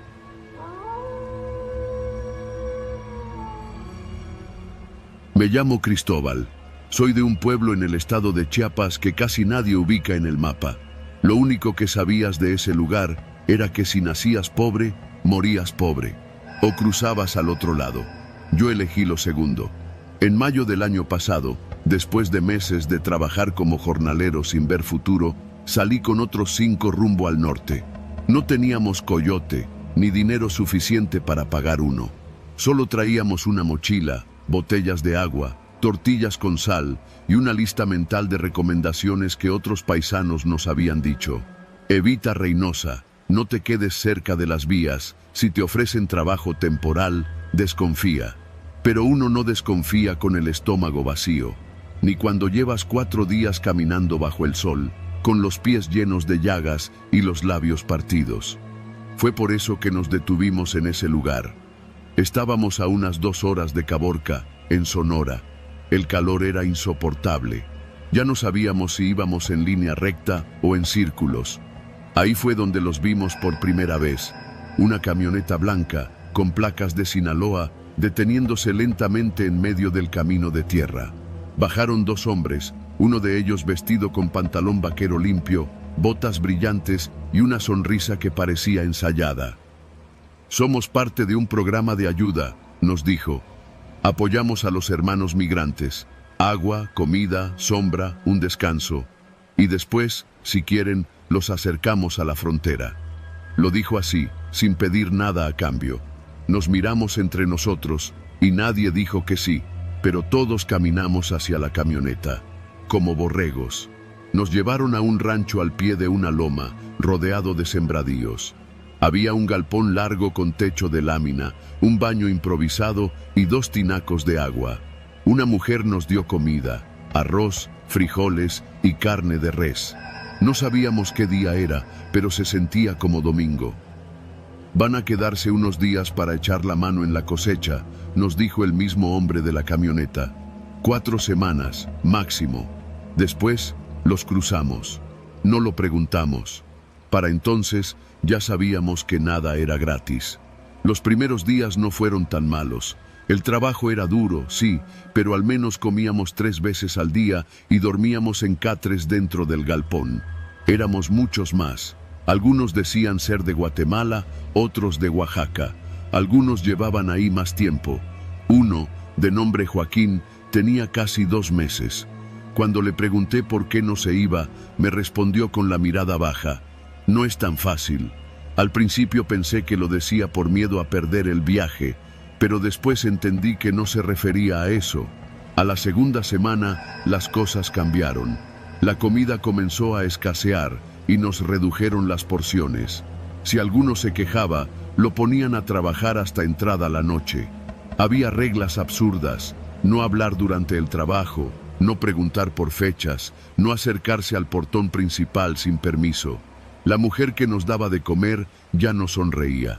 Solo nos dejaba el plato en la mesa y se alejaba como si le diera asco mirarnos. Una noche, escuchamos que uno de los migrantes se intentó escapar. Era un hondureño de unos 30 años, delgado y callado. Nunca supe su nombre. A la mañana siguiente, uno de los hombres del rancho trajo una cubeta llena de agua y la lanzó dentro del galpón. Luego, con voz áspera, nos dijo: «Aquí no hay salidas a medio camino. El que se va sin permiso termina como fertilizante». Nadie se rió. Nadie preguntó si hablaba en serio. Con el paso de los días, el rancho se volvió una prisión. Las puertas del galpón se cerraban desde afuera por las noches, como si fuéramos animales. Uno de mis compañeros, Félix, empezó a enfermar. Tosía todo el tiempo y a veces escupía sangre. Le pedimos al encargado que lo llevara a un hospital. Se lo llevaron, sí, pero nunca lo volvimos a ver. La gente comenzó a desaparecer así, uno por uno, siempre de madrugada. Decían que se habían ido al norte, pero nadie los despedía, nadie recogía sus cosas, solo desaparecían. Entonces me di cuenta, nadie se iba de ese lugar, solo entraban. El verdadero miedo comenzó la tercera semana. Una noche, Joaquín se acercó a mí con los ojos llenos de terror. «Cristóbal, tú aún tienes fuerza, no te quedes. Hay cosas que no has visto todavía». «¿De qué hablas?» «A veces, cuando todos duermen, se los llevan, no por la puerta, por atrás del campo». «¿A dónde?» «No sé. Escuché gritos. Vi una vez a 2 hombres arrastrando a uno. Estaba vivo. Pensé que deliraba. El calor, el encierro, la desesperación. Pero luego vi con mis propios ojos. Una noche fingí dormir. Me cubrí con una manta hasta la cabeza y esperé. Como a las 2 de la mañana, la puerta del galpón se abrió lentamente. 2 figuras entraron en silencio, cargaron a uno de los muchachos que dormía en el rincón, no recuerdo su nombre, y salieron sin hacer ruido, como si fuera rutina. Quise levantarme, detenerlos, gritar, pero mi cuerpo no reaccionó. El miedo me había congelado. A la mañana siguiente, ese muchacho no estaba. Pregunté por él. «Lo llevaron al cruce», me dijo el encargado. «Tu turno viene pronto, si te portas bien». Mentía. Lo sabíamos todos. Los que llevaban más tiempo evitaban mirarme a los ojos. Joaquín ya no hablaba. Sus manos temblaban cuando agarraba el machete para deshiervar. Era como un fantasma. Un día, mientras trabajábamos bajo el sol ardiente, uno de los nuevos, un joven veracruzano llamado Omar, se desmayó. Gritamos por ayuda. Los hombres del rancho vinieron, lo levantaron y lo arrastraron hacia un cobertizo detrás de los sembradíos. Uno de nosotros intentó seguirlos. Recibió un golpe en la cara con la culata de un rifle. Le rompieron los dientes. A partir de entonces, nadie volvió a intervenir. La noche que decidí escapar, ya no tenía un plan. Solo sabía que si me quedaba un día más, terminaría como los demás. Me levanté a escondidas, con los zapatos en la mano. Joaquín estaba despierto. Me miró y me dijo: «Ve». Le hice una señal para que me siguiera. Negó con la cabeza. «Yo ya no puedo, pero tú, si sales, di lo que hacen aquí». Salí por una rendija que alguien había forzado semanas antes. Rodeé los campos, esquivando la luz de las torres. Caminé casi media hora por la maleza hasta encontrar una zanja y meterme en ella. Me arrastré por el fango, los brazos llenos de espinas, las piernas temblando, los dientes apretados por no gritar.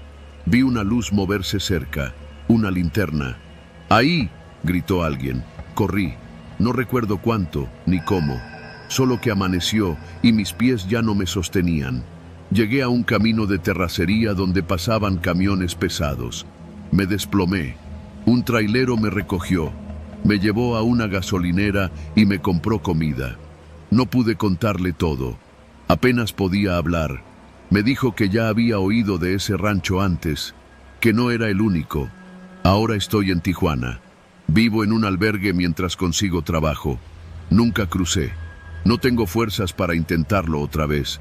He buscado el rancho en mapas, en noticias. Nada.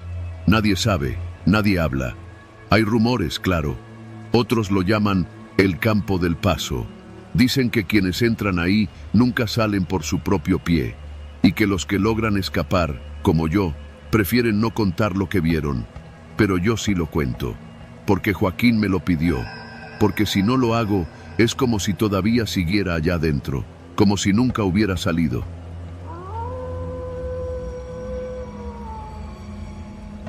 Me llamo Darío. Hace 2 años dejé la universidad para meterme de lleno al ejército. No porque me encantara la idea de cargar un rifle o irme a las sierras, sino porque aquí, donde crecí, en el norte del país, cerca de la frontera con Texas, las oportunidades eran pocas y el uniforme te daba respeto, te abría puertas, te cerraba otras, claro, pero eso lo aprendí después. Todo empezó con una asignación de rutina, o al menos eso dijeron. Nuestro escuadrón, formado por 12 elementos, fue enviado a un retén en una carretera secundaria que conecta Tamaulipas con Coahuila. Una vía poco transitada, usada principalmente por transportistas, traileros y rancheros que conocían las rutas más viejas, las que no pasan por retenes oficiales. El punto de revisión era un sitio improvisado. 2 carpas militares, barricadas de metal y 2 camionetas artilladas con ametralladoras Browning. Yo era parte de la segunda línea, el grupo que revisaba el contenido de los vehículos, no el que los detenía. Nos turnábamos cada 8 horas. El clima era infernal, el calor pegaba como plomo fundido sobre la piel y el viento traía un olor seco a hierba quemada y polvo. Todo iba normal hasta que, una tarde, llegó un tráiler rojo sin logotipos, impecable, carrocería brillante, llantas nuevas, sin una sola abolladura. Eso ya era raro.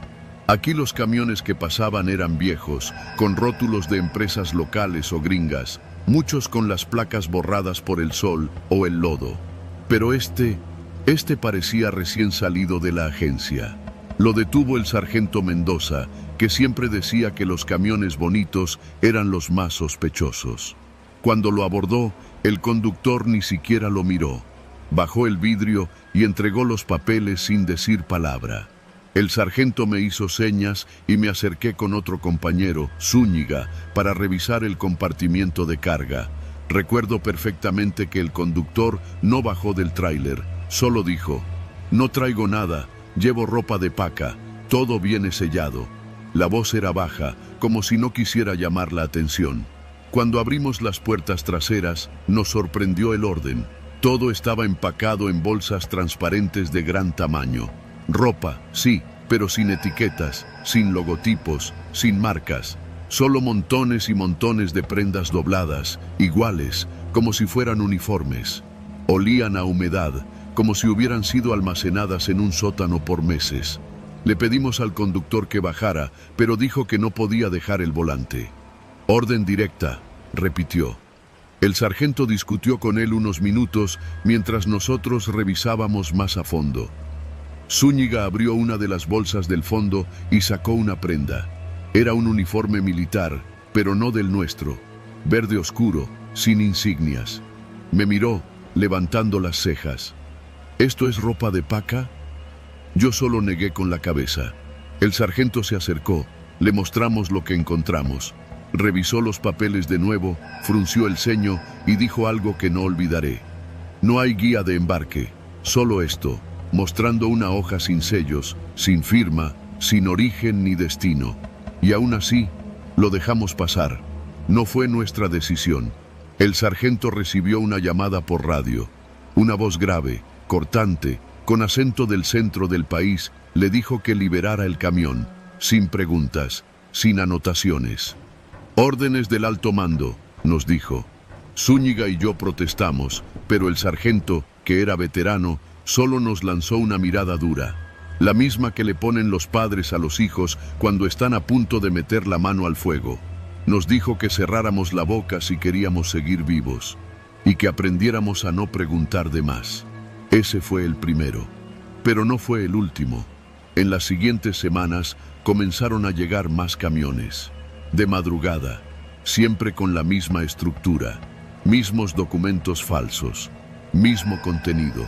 Algunas veces era ropa, otras productos perecederos, pero nunca olían como tal. Algunos camiones venían con hielo derretido en el piso de la caja, aunque las puertas estaban selladas.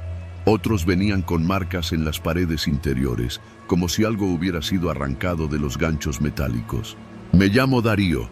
Hace 2 años dejé la universidad para meterme de lleno al ejército. No porque y todos, sin excepción, eran autorizados por la misma voz al otro lado del radio. Una noche, mientras yo estaba de guardia, vi que uno de los soldados del primer grupo, Ramírez, salía corriendo del punto de revisión hacia el monte. Lo alcanzaron unos metros adelante.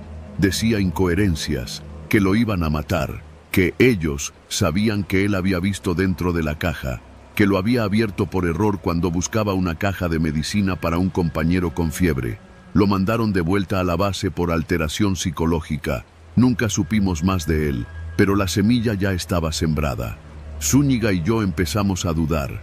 Comenzamos a anotar matrículas, a tomar fotos con los celulares ocultos que teníamos, los que no estaban registrados oficialmente, y a guardar copias de los papeles falsos. Lo hacíamos por paranoia, por necesidad de entender, hasta que un día desaparecieron 3 de esas pruebas, no de la base, de nuestras casas, porque sí, alguien entró a mi casa en Monterrey mientras yo dormía. No se robaron nada, solo mi cuaderno y mi celular viejo. Lo supe porque las cerraduras no estaban forzadas, pero el cajón donde escondía el cuaderno estaba abierto, como si me dijeran, sabemos lo que haces. Zúñiga ya no volvió después de eso. Pidió un traslado a Veracruz. No me respondió los mensajes. El grupo quedó fracturado. El sargento Mendoza comenzó a beber más de lo normal. Tenía los ojos rojos todo el tiempo. Murmuraba cosas. Una vez me dijo, hay líneas que no se cruzan, pero a veces nos obligan. Una noche, poco antes de que me dieran la baja definitiva, llegó un cargamento distinto. Era un camión cisterna, como los que transportan leche, pero no tenía logotipos, venía sellado, y cuando lo detuvimos, el conductor traía uniforme militar, pero no era del ejército. Su uniforme era negro, sin insignias, solo una pequeña placa con las letras GG. El sargento se puso pálido al verlo. Le permitió pasar sin inspección, ni siquiera fingió revisarlo. Solo lo saludó con la cabeza. Pero yo me acerqué al tráiler cuando se fue, y mientras se alejaba, escuché algo metálico golpeando desde adentro del tanque. Golpes, como si alguien o algo estuviera vivo ahí dentro. Esa fue la última noche que estuve en ese retén. A la semana siguiente fui dado de baja por razones administrativas. Me mandaron de regreso a casa sin explicaciones. Intenté denunciar, pero nadie me escuchó. Contacté a un periodista, pero me bloqueó después de nuestra primera llamada. Lo último que me dijo fue, no metas a tu familia en esto, muchacho. Hoy vivo en una colonia al sur de Saltillo, lejos del retén, lejos de las líneas invisibles que aprendí a no cruzar. A veces sueño con los camiones, con las bolsas transparentes, con los relojes que se detienen cuando llega el camión cisterna, pero sobre todo sueño con esa voz en el radio diciendo, autorizado, déjalo pasar.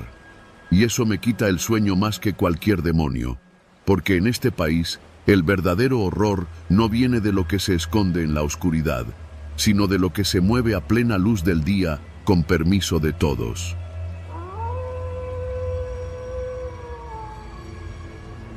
Mi nombre es Santiago y crecí creyendo que mi abuelo era un hombre sencillo. En la colonia todos lo respetaban, le decían Don Chava, y aunque ya pasaba de los 80, todavía salía todas las mañanas con sombrero y bastón a comprar el periódico y su café del Oxxo de la esquina. Vivía en la misma casa desde los años 70, una construcción modesta en San Juan de Aragón, de esas con patio al frente y rejas oxidadas. Nunca hablaba de su pasado. Decía que lo único que importaba era lo que uno hace después de los 40. Yo le creí. Fue hasta que murió que entendí que no lo conocía en lo absoluto. Todo empezó con su funeral. Mi mamá me pidió que la ayudara a vaciar la casa para ponerla en venta. El velorio fue sencillo, con café de olla, pan dulce y vecinos contando anécdotas. Algunos lloraban, pero no por tristeza, sino por miedo, como si la muerte de mi abuelo hubiera dejado una deuda pendiente flotando en el aire. Me llamó la atención un hombre que llegó en un auto viejo, un Chevy negro con placas de Morelos. No entró a la casa. Se quedó parado al otro lado de la calle, viendo desde lejos, y cuando lo volteé a ver, se persignó y se fue. Esa noche no dormí bien. Al día siguiente, mientras limpiábamos la recámara de mi abuelo, encontré una caja de madera bajo su cama. No tenía candado, pero estaba cubierta por una cobija vieja, como si quisiera ocultarse sin esconderse del todo. Dentro había papeles amarillentos, fotografías en blanco y negro y algo que me heló la sangre. Una libreta de contactos, escrita a mano, con nombres, números de teléfono y lugares. Tepito, Ciudad Neza, Ecatepec, Ayotla. Algunos estaban tachados, otros tenían anotaciones como «ya cayó» o «reubicar». Pensé que se trataba de alguna bitácora personal, hasta que encontré un folder con el membrete de la Policía Judicial del entonces Distrito Federal. El año, 1982. Las hojas estaban llenas de nombres y fichas, pero no eran delincuentes comunes. Eran jóvenes. Algunos no pasaban de los 17 años. Todos tenían algo en común. Habían sido arrestados por delitos menores, vandalismo, robo de autos, pleitos callejeros, y luego desaparecían del expediente. Al fondo de la caja había una fotografía que me dejó paralizado. Mi abuelo, de joven, en lo que parecía ser una sala de entrenamiento. Detrás de él, 5 chicos con el rostro cubierto y armas largas. La leyenda escrita a mano en la parte de atrás decía: «Generación del 85, listos para la línea». Me senté en el piso, incapaz de procesarlo. Mi abuelo había sido reclutador de sicarios. Durante días no pude decirle nada a mi mamá. Ella lo idolatraba. Decía que gracias a él había podido estudiar, que nunca faltó el pan en la mesa. Pero yo necesitaba respuestas. Las cosas empeoraron cuando un hombre me buscó afuera de la casa. Tendría unos 50, la mirada dura, la camisa fajada como militar retirado. «¿Tú eres el nieto de don Chava?», me preguntó. Asentí, con el corazón latiendo a 1000. «Tu abuelo me salvó la vida. Me reclutó cuando no tenía nada, y gracias a él llegué lejos. No creas lo que digan. Él sabía reconocer al que tenía madera, y al que era puro pinche desperdicio». No supe qué responder. El hombre me extendió una tarjeta. «Me llamo Moisés. Cuando estés listo, márcame. Tu abuelo dejó algo para ti. El puesto está vacío». El puesto. No pude ni hablar. Me subí al coche y manejé sin rumbo por horas. Pasaron días. Empecé a notar cosas raras. Un coche gris estacionado cerca de la casa que se movía del lugar pero nunca desaparecía. Llamadas sin respuesta al celular. Personas que cruzaban la calle cuando me veían venir. Como si de pronto me hubiera vuelto visible para una red que siempre estuvo ahí, escondida entre nosotros. Empecé a seguir pistas de lo que encontré en la caja. Busqué en hemerotecas, leí notas antiguas. En 1985 hubo una ola de asesinatos en la zona oriente del Valle de México, la mayoría con el mismo patrón. Jóvenes asesinados por arma de fuego, sin testigos, sin motivos aparentes. Todos venían de barrios pobres, todos habían tenido antecedentes. La prensa los llamó los sacrificados. Yo encontré sus nombres en la libreta de mi abuelo.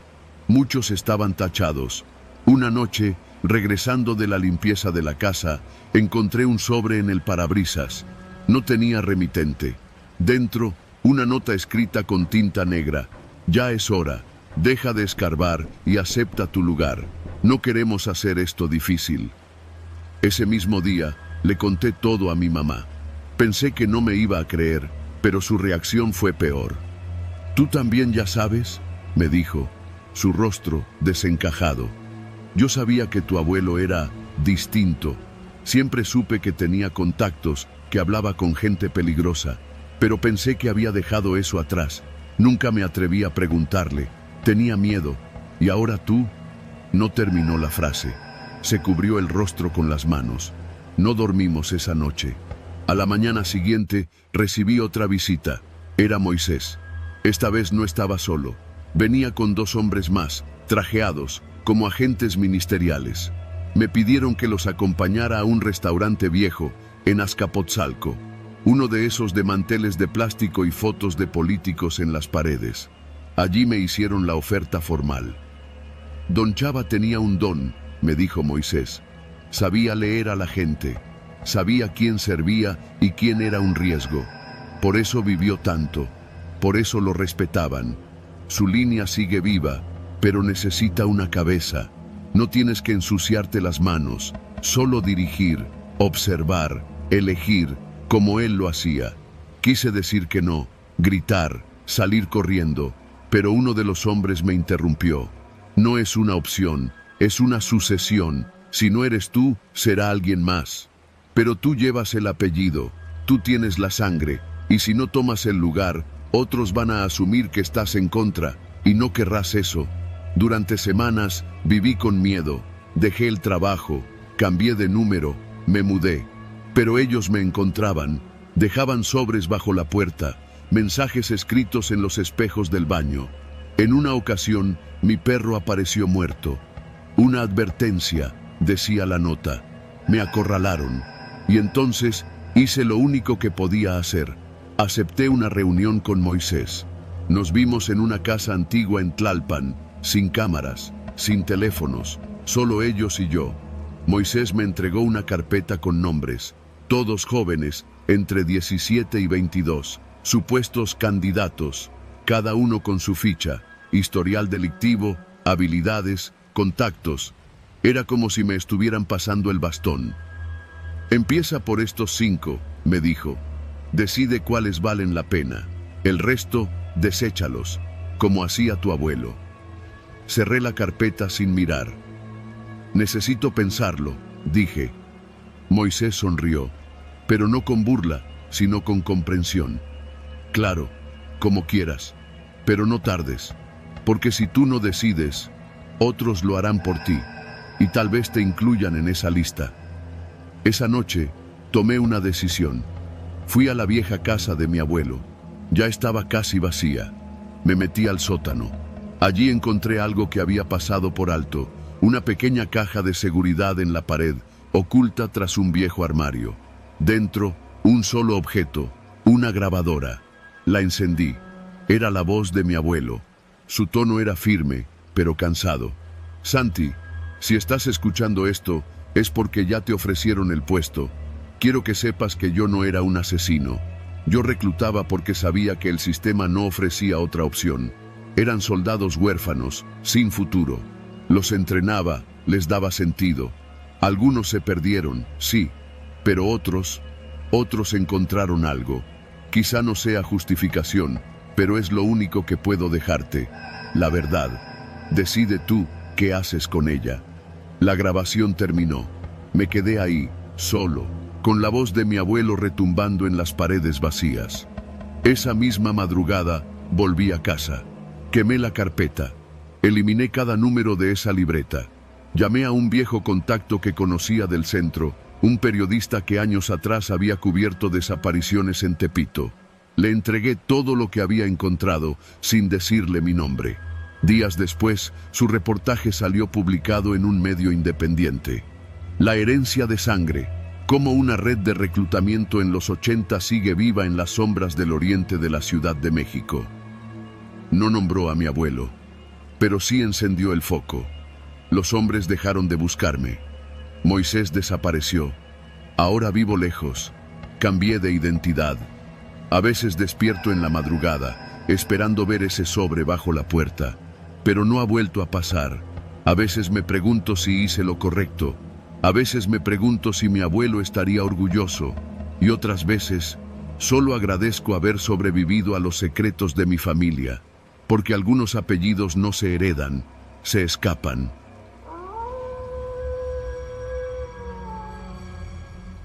Me llamo Rosa. Tengo 36 años y desde hace poco más de un año trabajo como empleada doméstica en una casa grande de Jardines del Pedregal, en la Ciudad de México. Desde el principio, el trabajo me pareció una bendición. Casa limpia, buena paga, comida incluida y lo mejor de todo, cuarto propio con baño. Para alguien como yo, que ha trabajado en casas donde a veces ni una colchoneta me dejaban, eso era un lujo. La señora Gabriela, mi patrona, era una mujer elegante, de esas que uno ve en la televisión o en las revistas de sociedad. Siempre muy bien arreglada, con su cabello pintado de rubio claro y unos lentes oscuros, aunque no hubiera sol. Daba órdenes con suavidad, pero con ese tono que no deja espacio para dudas. Tenía una hija, Jimena, adolescente, bastante retraída y grosera, pero eso nunca fue problema. Yo iba a lo mío, limpiar, lavar, cocinar, mantenerme al margen. Al principio todo iba normal. Yo limpiaba toda la casa durante el día y por la noche me encerraba en mi cuarto a ver telenovelas en el celular o a escribirle a mis hijos en Veracruz. Me sentía tranquila, pero con el tiempo empezaron a pasar cosas que me parecieron raras. Cosas pequeñas, pero que juntas empezaron a incomodarme. Una vez encontré mi ropa interior perfectamente doblada, acomodada de una forma que yo no suelo hacer. Otra vez, el cajón donde guardo mis cosas tenía la cerradura forzada. Pensé que había sido la muchacha anterior, que a veces venía a cubrirme los domingos, pero luego supe que ella no entraba a mi cuarto, y aunque no vi nada fuera de lugar, comencé a tener la sensación constante de que me observaban, como si en la casa hubiera algo más que yo no podía ver. Un viernes por la noche, ya acostada, me fijé en una lucecita muy tenue en la esquina del techo, justo donde se encuentra el ropero empotrado. Me pareció raro. Me levanté a ver con el flash del celular y vi algo que parecía un pequeño círculo negro, del tamaño de una moneda. Lo toqué. Estaba tibio. La siguiente semana, esa sensación de ser observada se hizo tan intensa que dejé de cambiarme ropa dentro del cuarto. Me iba al baño y cerraba con seguro. Me sentía ridícula, paranoica, pero algo dentro de mí no estaba tranquilo. Hasta que una noche, la señora Gabriela me pidió que limpiara su oficina personal. Nunca me dejaba entrar ahí, pero según ella, tenía una videollamada con una empresa de inversiones suiza y necesitaba todo impecable. Cuando fui a limpiarla, vi una laptop en el escritorio. Estaba encendida. Pensé en apagarla, por si se calentaba, y al tocar el mouse, la pantalla se activó. No era una llamada ni un archivo de Excel como esperaba. Era una carpeta llena de nombres. Rosa 01, Rosa baño, Rosa noche, Rosa cambiando, Rosa durmiendo. El corazón me dio un vuelco. Abrí uno de los archivos. Me vi a mí misma entrando al cuarto, quitándome el mandil. Me vi sentándome en la cama, rascándome el brazo, bostezando. Era de hace 2 noches. No pude ver más. Sentí que la sangre se me bajaba a los pies. Cerré la laptop de golpe y salí de ahí sin hacer ruido. El estómago me ardía. Temblaba. Estaba atrapada en una casa donde me espiaban, donde mi privacidad había sido convertida en archivo. Esa noche no dormí. Revisé cada rincón del cuarto con la linterna del celular. Encontré otra cámara, camuflada en la rejilla del ventilador, y una más en la lámpara de noche. Me sentí sucia, vulnerable, como si mi cuerpo hubiera sido tocado sin permiso durante meses sin que yo lo supiera. Lo primero que pensé fue en irme, agarrar mis cosas y salirme, pero mis ahorros no daban para mucho. Tenía que planearlo. Al día siguiente fingí que todo estaba normal, pero algo en mi cara debió traicionar mi nerviosismo, porque esa misma tarde la señora Gabriela me dijo que necesitaba hablar conmigo. ¿Estás bien, Rosa?, me preguntó con esa voz dulce y controladora. Te veo algo distraída. Negué. Dije que solo era el calor. Si algún día necesitas algo, ya sabes que puedes confiar en mí, agregó, con una sonrisa que me erizó la piel. Quería vomitar. Al día siguiente fingí que me dolía la cabeza y me quedé en el cuarto. Esperé a que la casa estuviera vacía. Bajé a la oficina y volví a encender la laptop. Esta vez fui más allá. Descubrí una aplicación abierta llamada Stream Secure. Desde ahí se podían controlar todas las cámaras. No solo en mi cuarto, también había en el baño de visitas, en la lavandería, en el vestidor de la señora. Y lo peor, una sección titulada VIP Clients. Entré. Había videos organizados por nombre, fecha, categoría, clips míos, de otras mujeres, mujeres jóvenes, probablemente otras empleadas anteriores, y un botón que decía enviar a cliente. Sentí náuseas. Todo encajó de golpe. No era solo que me espiaban, estaban vendiendo mis videos, mi intimidad, mi cuerpo durmiendo, mi cuerpo cambiándose, mi cuerpo en momentos que nunca debieron ser públicos. Salí de la oficina temblando. Empaqué lo poco que tenía, metí el celular en una bolsa negra con mi ropa sucia y salí de la casa con la excusa de ir al Oxxo. Llevé mi mochila conmigo y no volví. Me quedé esa noche en casa de una amiga que vive en Tláhuac. Le conté todo. No podía dejarlo así. Denuncié. Pero la policía fue lenta, demasiado lenta. Fui al Ministerio Público, llevé pruebas, pero dijeron que sin orden de cateo no podían hacer nada, que necesitaban más pruebas, más tiempo, más denuncias. Y yo no tenía tiempo. Las cámaras seguían grabando. Mi imagen seguía vendiéndose como si no valiera nada. Así que hice lo único que me quedaba. Volví. Una semana después, regresé a la casa, fingiendo que todo era un malentendido. La señora Gabriela me recibió con una sonrisa fingida. «Qué bueno que recapacitaste, Rosa», me dijo, condescendiente.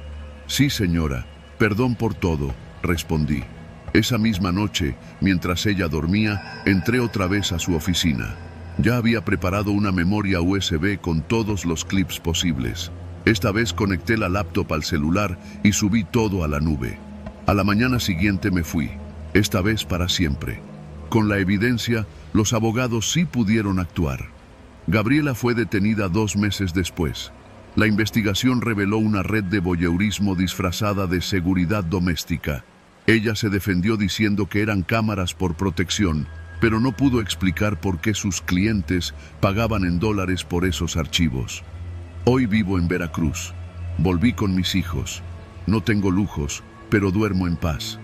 A veces me despierto en la madrugada, temiendo que haya una cámara mirándome desde la oscuridad. A veces me da por revisar cada rincón del cuarto, mover los espejos, apagar luces. Pero lo peor ya pasó. Sobreviví. Y ahora sé que el verdadero terror no viene de fantasmas ni demonios, sino de personas reales, con cara amable, con palabras dulces, que se esconden detrás de una pantalla y creen que nuestras vidas, nuestros cuerpos, son mercancía. Pero no, yo no fui mercancía, y nunca más lo seré.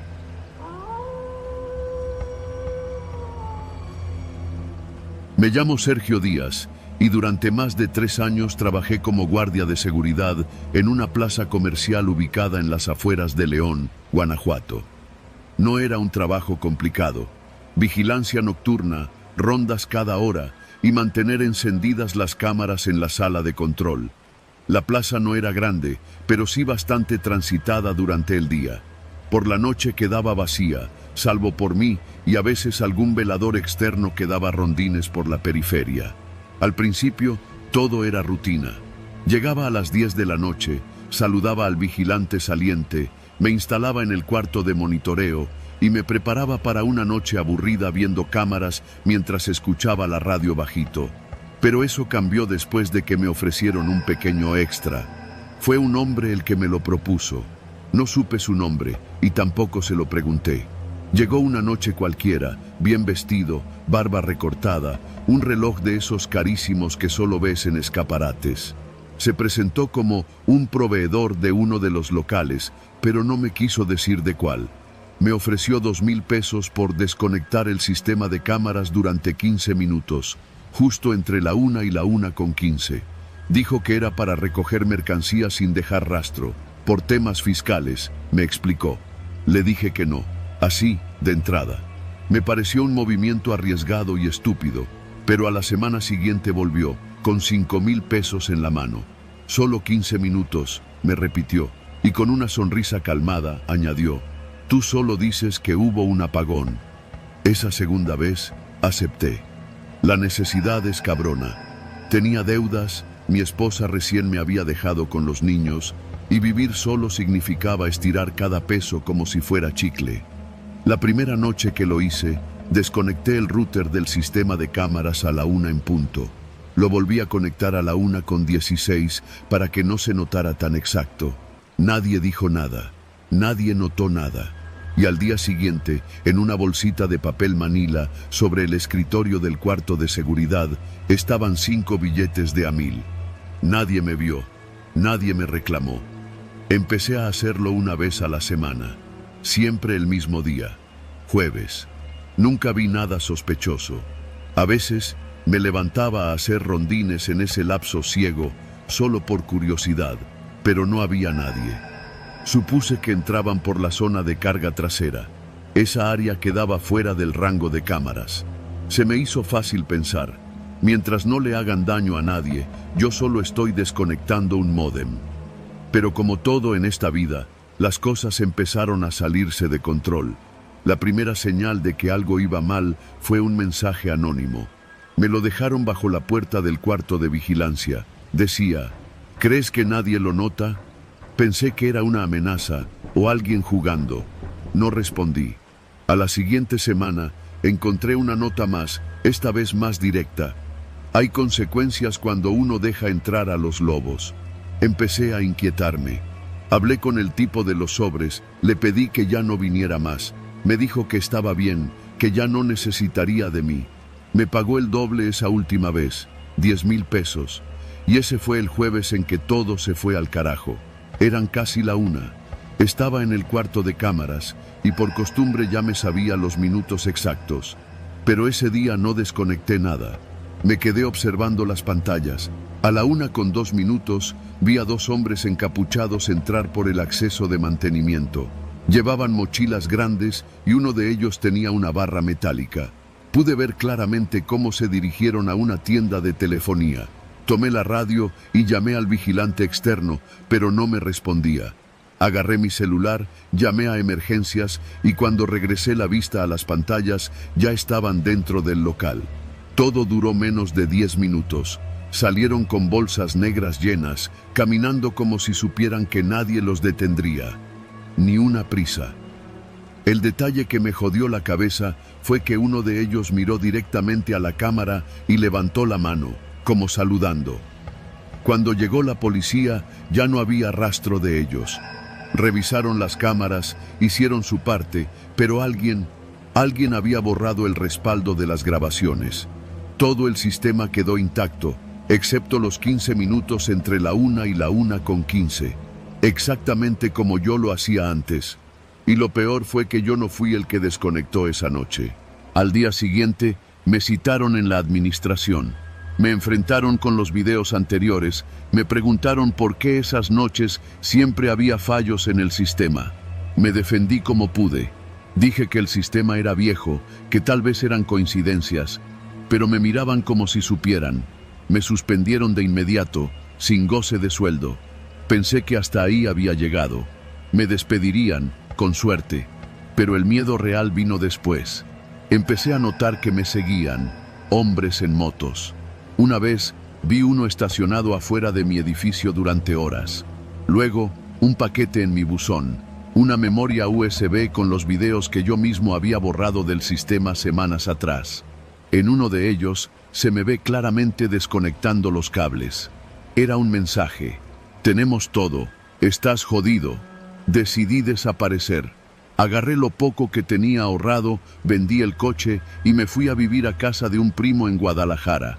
Dejé todo atrás, pero el miedo no se va, porque sé que no eran simples ladrones. Aquello era una red, organizada, precisa. Y yo, por unos pesos, les abrí la puerta. Una vez soñé que me encontraba al tipo del reloj caro. En el sueño me sonreía mientras abría la puerta trasera de la plaza y me decía: los minutos robados no se devuelven. Hasta hoy, no sé cuántos robos ocurrieron en esos 15 minutos de oscuridad. Solo sé que fui cómplice, que aunque no entré con ellos, dejé la puerta abierta. Y eso basta para condenarte. No he vuelto a trabajar en seguridad, y cada vez que escucho una alarma, un crujido en la noche, o el clic de una cámara que se activa, siento que tal vez ya me encontraron, porque los lobos, una vez que conocen tu olor, no te sueltan. Gracias por llegar hasta el final de este especial. Todo esto existe por ustedes, por cada comentario, cada historia que piden, cada vez que se toman el tiempo de escribirnos qué quieren escuchar. Nos sentimos muy afortunados de tener una comunidad que no solo escucha, sino que